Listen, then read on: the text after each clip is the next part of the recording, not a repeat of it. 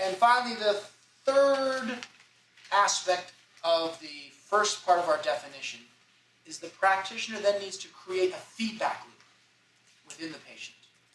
Just as he or she created a feedback loop within him or herself. So we create the first feedback loop is through our practice. I practice and my hands start to go warmer. Oh, they went colder. I put it out, it gets warmer. I stand too long, it gets colder. I start realizing this height is good, this height, my thumbs are good, but my pinkies go cold. This height, my thumbs go cold, but my pinkies are somewhat okay. And we start making a feedback loop. What do we need to be doing? At this height, structurally, what's going on?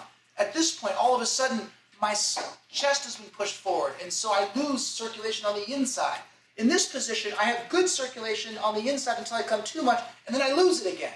It's a constant feedback loop of discovering what's going on. My body posture, my hand posture, my breath, my distraction. I'm suddenly thinking about something else and my hands are no longer as warm. I focus and my hands get warmer. Oh, focusing my attention makes my hands warmer. It's a feedback loop. And that's what we need to do with those so that when we work with a patient and we've got the needle in or we've got our hands on them, we create a feedback loop where we do something and we say, what does that feel like? Does it feel like this? What is it like? And then you change it. And they say, oh, it just got worse or better or colder or warmer. And you go, oh, that's how I make it warmer. I shift my weight. I do this. I do that. Or, whoops, they suddenly just had something go up to their head. Or what's going on? It's a feedback loop we create with our patient on the table all the time, getting this information. We watch them.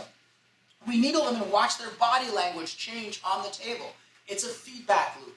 What we see helps us understand if what we're doing is right, wrong, too much, too little.